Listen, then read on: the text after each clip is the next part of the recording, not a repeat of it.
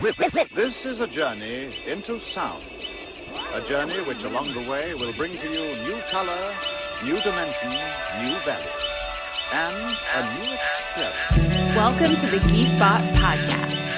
I'm your guide, Katie Silcox, bringing you your weekly self-love soundbite. Join us for conversations around sex, spirit, and all things self-care. All things self-care. All things self-care. This is a journey into sound. Uno, dos, tres, cuatro. You are a G-Spot Podcast with Katie Silcox. Hey, beautiful people. I am coming to you on this really beautiful sun's out, guns are not out morning here in Charlottesville, Virginia from the Shakti School headquarters. And it's like 11 degrees outside. This is January, y'all. I know some of our listeners are in the Southern Hemisphere and it's summer for you guys and we hate you. But here on the East Coast, it is dismal January and we just passed this beautiful eclipse, the blood moon, the feelings are high, the feelings are deep. And it's January, which we have just moved out. We're January 20th already. Right? No, we're beyond January 20th. I don't even know what day it is. We are moving into the Kapha season, which yay, we survived our death, you guys. Fall is the energy of dying off, as you know, or you may not know. And we survived. So what that means is that we're now starting to feel the waters percolating again. And I live in Virginia and it is a cold, but it is a wet cold.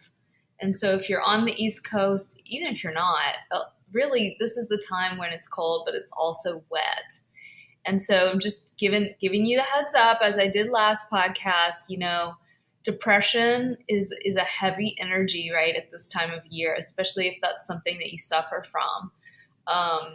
Those of you that are more anxious little bunnies, now we're starting to get some relief, you know, as we start to feel a little bit more of that earth and water coming back online. And as you know, we have an amazing sponsor for this podcast, which I love these guys. They're a small business, all lady-owned small business called Apothecary, and that's spelled Apothekary. And it's actually apothecary.co, not com.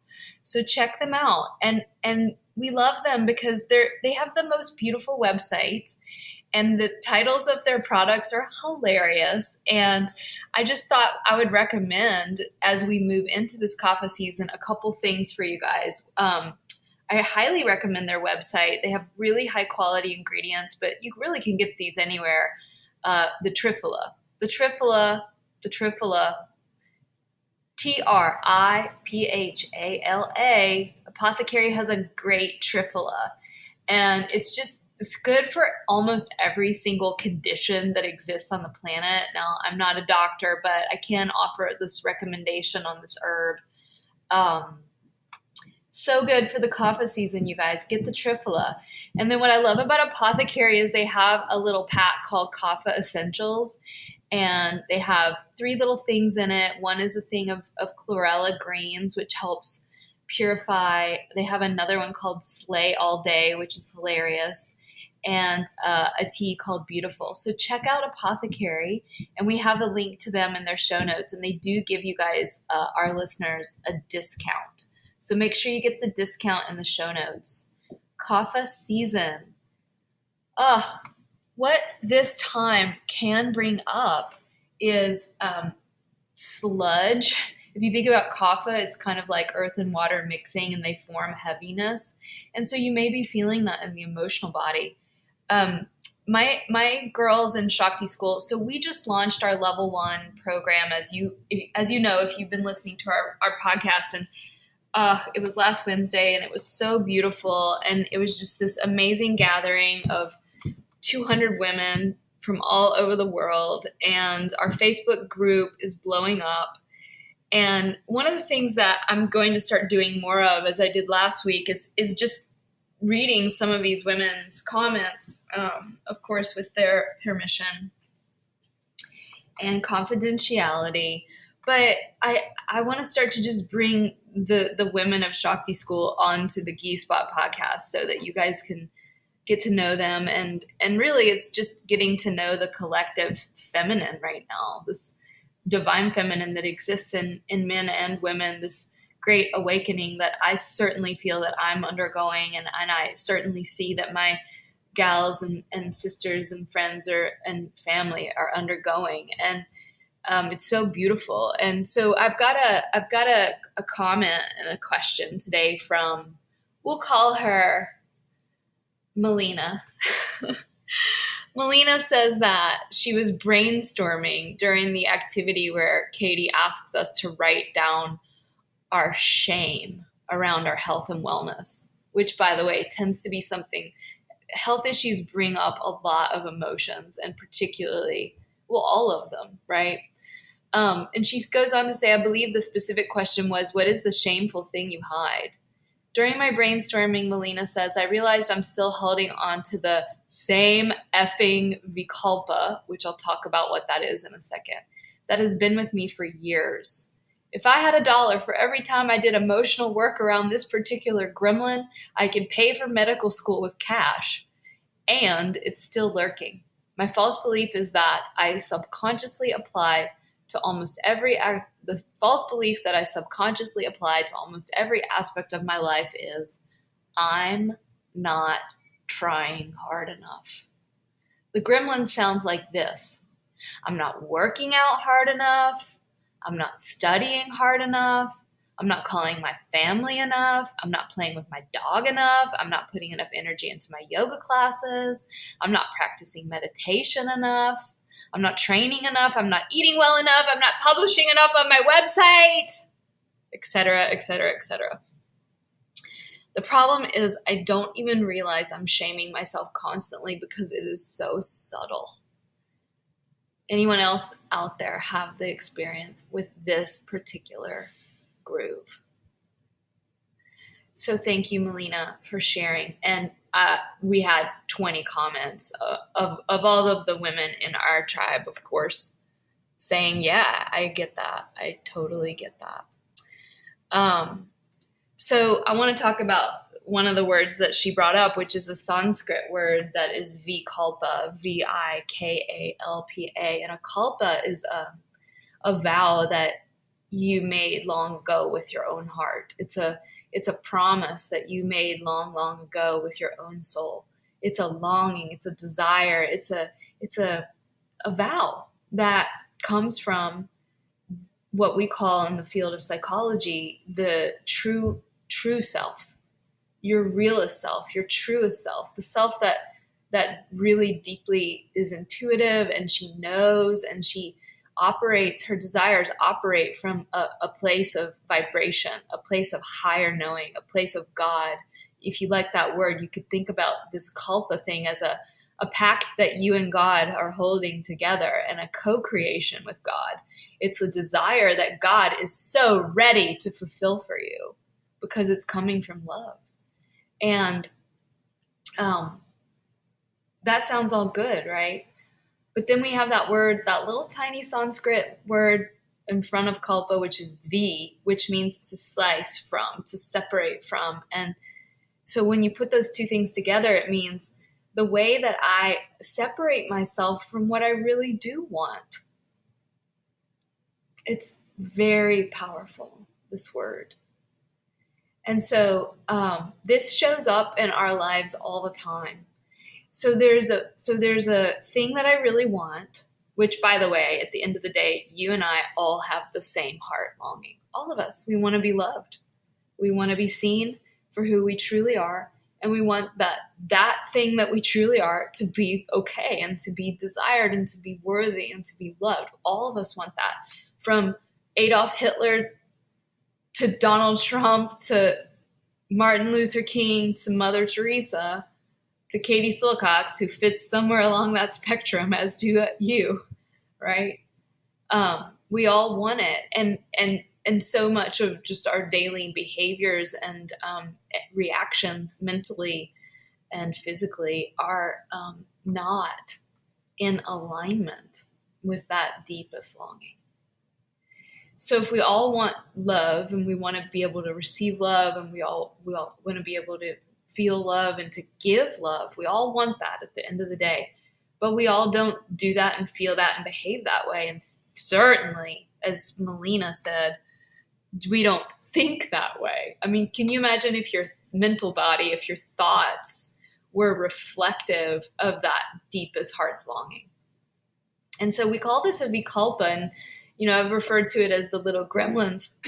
But when we say gremlins or ghosts or demons, it can make us afraid. And I don't want that, because these little Vikalpas, you guys, these ways that we unconsciously separate ourselves from what we really want, they are also the energies of our emotional body that are as yet unliberated.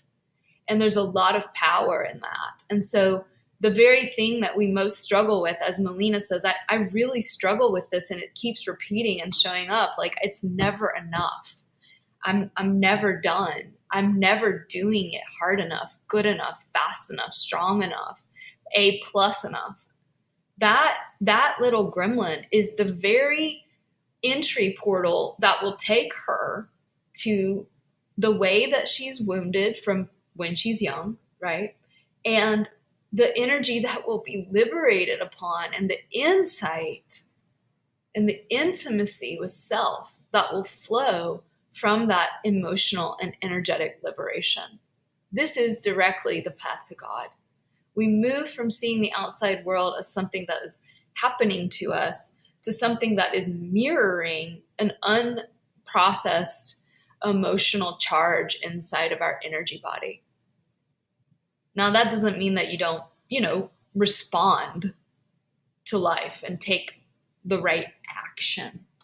But so often we're behaving from reaction. And as Melina said, it's so subtle, like I don't even realize that I'm doing it. Although we can see that she's a very awake woman, because she does in fact realize that she's doing it, at least after the fact. So the deal is, can I begin to operate more from what's called my Sankalpa, the true heart's desire, the real longing, as I begin to clear away the cobwebs of the false desires or the false beliefs or the false reactions. So where does this stuff come from? Well, guys, there's really, it comes from this thing called toxic shame. That many of us culturally, socially, from our nuclear families, we grow up with a lot of this stored in our mind, body, spirit complex. And what it says is, what toxic shame says is, you are not inherently worthy and good of love. You are not just inherently good. Because the truth of the matter is, all of us are inherently worthy of love, unconditionally, because we exist, because we're here. But that belief certainly didn't get passed down to your parents. And so it would be unlikely that they passed it along to you. Maybe more or less, right? But most of us, right? Most of us are having to really, if you're listening to this podcast, you're going to have to make it happen inside yourself. And that's the way it should be. This is really about self-mastery, self-awakening, learning to love oneself, releasing blame on the past. So toxic shame says you aren't just inherently good. You're going to have to do something, be something, achieve something, add something to yourself in order to be worthy, in order to be just inherently good. And so what that creates is this sense that what I do makes me right or wrong. What I do makes me good or bad. Now, of course, our actions have consequences.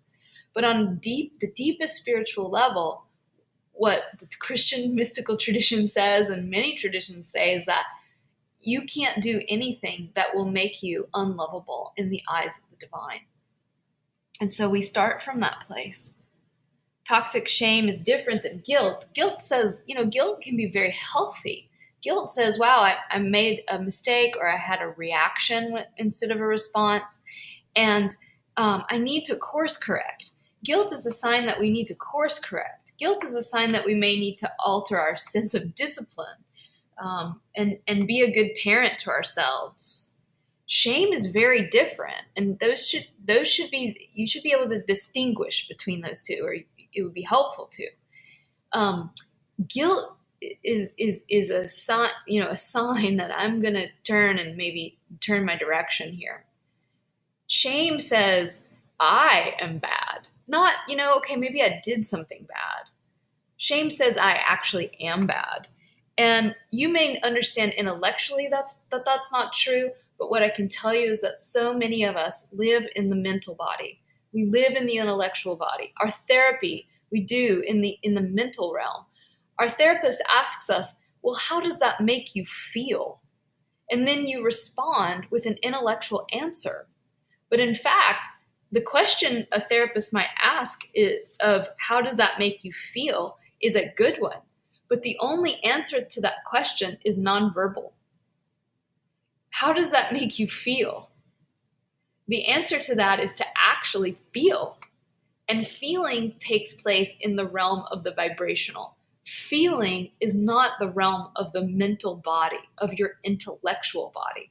And this is how, guys, Melina was saying, I've done so much work on this, and it still happens. Well, that's just an indication that she has some more feeling to do around it. And feeling takes time, and feeling is pre-verbal. And the patterns of feeling that got laid down in our body happened, most of them, when we weren't verbal. And so going back to this idea of the shame, this endless to-do list, this endless ambition, this endless do more, be more, achieve more, is often a consequence of running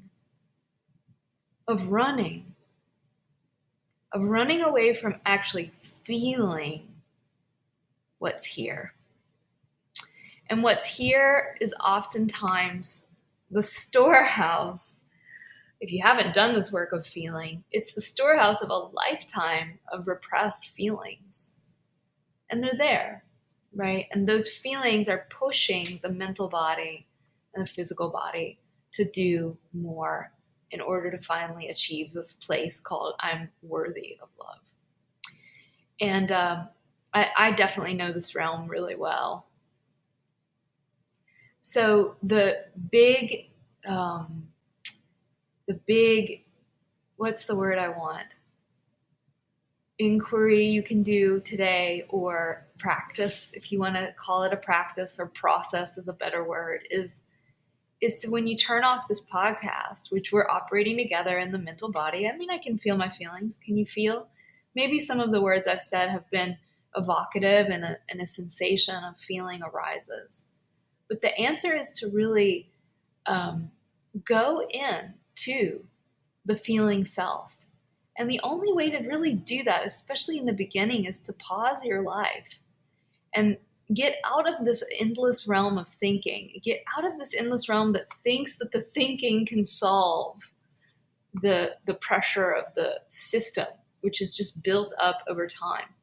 One of my favorite authors is a man named Michael Brown, and we'll put the book to him in the show notes. He wrote a book, and I've said this, I believe, on the podcast before. Maybe it was in one of my classes. I don't know. But I'm telling you guys, if there was a desert island that for some reason I was sequestered to and I could only have one book, Michael Brown's The Presence Process would be the book that I would take, because I've been working with this book for years and years and years and years. And I read it like every year, and I do the process every year, and it really does the job, you guys. It is the ultimate tantric yoga. And what the process asks us to do is to simply be with what is arising in the field of our awareness without putting conditions on it. In other words, saying to yourself, whatever sensations arise, be it what I label fear or grief or anger or shame, I'm going to be with myself without condition. And so a great way to just get that, first of all, just go get that book, because it's a very involved process. But the basics of the process is I'm willing to commit to sitting with myself for 15 minutes in the morning and 15 minutes in the afternoon or the evening. And I'm just going to breathe without interruption for 15 minutes. And as I breathe in, I, and as I breathe out, am, and as I breathe in, here, and as I breathe out, now, and as I breathe in, and as I breathe out, this. For 15 minutes, I am simply with my breath, and I'm saying along the fabric of the breath, I am here, now, in this. And as you cultivate this practice, what will happen is you begin to cultivate present moment awareness. I am aware of where I am right now. I'm not living in the past and I'm not living in the future. I'm living in this moment right now. And as you do that, guess what, you guys? You don't start to feel amazing. You start to feel shitty. I mean, I'm not going to project my experience on yours, but as you begin to meditate on your breath and as you begin to be willing to feel your feelings, you don't enter into a meditative state of bliss. That's actually leaving reality. And a lot of these meditations are actually just ways that, people do. Yoga in meditation are oftentimes, I know it's been that for me, a way of avoiding reality, right? Reality sucks. Society sucks. Government sucks. Healthcare sucks. So I'm going to do yoga and meditate so I can separate myself from the misery that is my mind and my body and the social life. Right? And meditation and yoga become just another drug to sedate and control. That is literally what most yoga is in America today. It is a way of separating yourself from reality as it is. Unless it's not. And then you're doing a good yoga, right? Or a good meditation. So you begin to cultivate this present moment awareness. And as you become more present to what is, guess what? Jesus, guess what? Siddhartha, guess what? Martin Luther King and Gandhi, guess what? First step, heartbreak, complete heartbreak. The first step, and when I cultivate present moment awareness, is I realize how heartbroken I am, how much grief is stored inside of me, how much anger has been stored inside of me. And I don't even have to know where that comes from. But what I will say, just get that book, but also you don't have to get the book. Just breathe, be with your breath, and be in presence for 15 minutes in the morning and 15 minutes in the afternoon. And if you say that you don't have time for that, my sister, my brother, you are living in the realm of avoidance. You have time. Unless you have a new baby, you have time. 15 minutes in the morning, 15 minutes in the evening. And what begins to happen is all this emotional stuff that has been constipated in you, you give a place for it to flow with kindness, and it's titrated. You're doing this 15 minutes in the morning, 15 minutes in the evening. And you begin to cultivate a relationship with yourself where you tap into your truest self, where you tap in to the part of you that is witnessing the emotions, that's being with the emotions without condition. And that part of us, I've felt it so many times, and I feel it more and more throughout the day. That part of you doesn't give a shit about med school. That part of you doesn't give a shit about how much you weigh. That part of you doesn't give a shit about what man or woman has fallen in love with you or dumped you, or that person doesn't give a shit about your bank account. All these ways in which we measure ourselves endlessly, that part of you does not care, and it is continually doing one thing. It is being an unending faucet of love and awareness. That's all it does. And when you cultivate a relationship with that part of yourself, then that part of yourself begins to become the backdrop upon which you make decisions, upon which you respond to life, upon which you work and move from. And you can even ask that part of you, what should I do? This is the God self. that part of us speaks in terms of love, and it doesn't speak in terms of feeling good. Think about some of your mothers or fathers, and often when we're loving our little children the most is when we're giving them boundaries and giving them discipline and pulling their hand away from the hot fire if they're too close. It's not always love flowing oftentimes requires entering into the experience where love wasn't flowing. We all walk around with an unconscious and unreasonable expectation that hovers over ourselves like a noose waiting to hang us. In fact, it is. And that unreasonable expectation that so many of us walk around with is that there is something wrong here. In fact, when we were little kids, we often wired in a false belief that there is something wrong with me, and I need to make sure that I continue holding that belief so I get my needs met. So tread softly with yourself and know that as you begin to enter into these emotion states and as you begin to do these beautiful breath practices in the morning and in the afternoon, you will cultivate something very important, and it's called self-trust. I don't have to control myself and my situation as much. I don't have to sedate myself and my situation as much as I begin to trust that no matter what happens today, and I hold this for a prayer as a prayer for myself today and for you today, self-trust comes when I can walk in the truth that is, whatever comes today that affects me in the realm of my feelings, I can be with it. You don't trust that right now, right? We don't. We're like, no way. If I feel, oh my God, the floodgates are going to open and I'm not going to be able to handle it.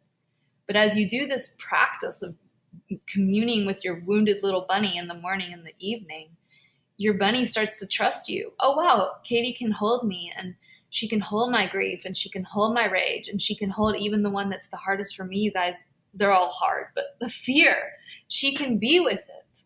And now my little wounded one says, I trust you.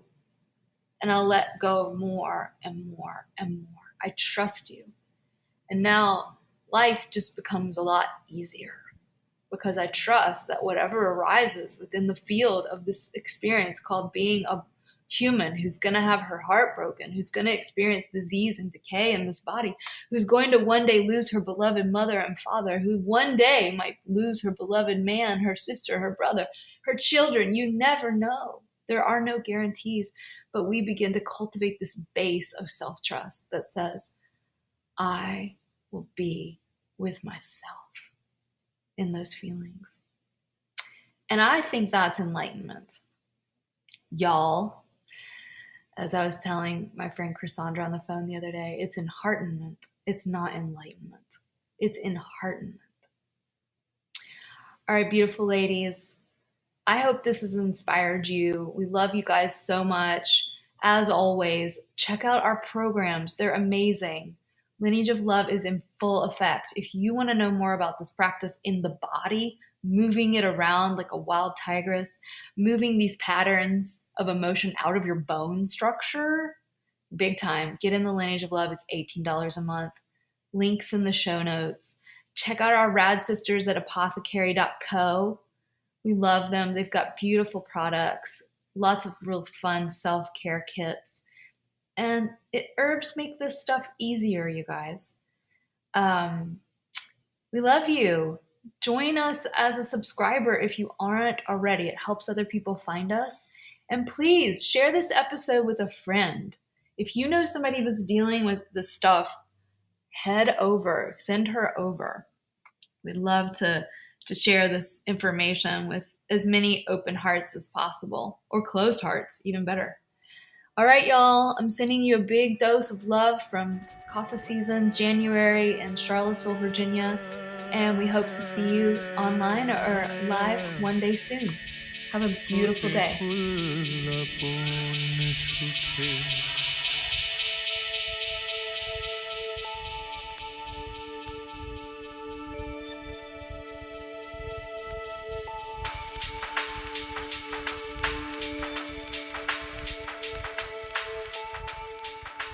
के फूल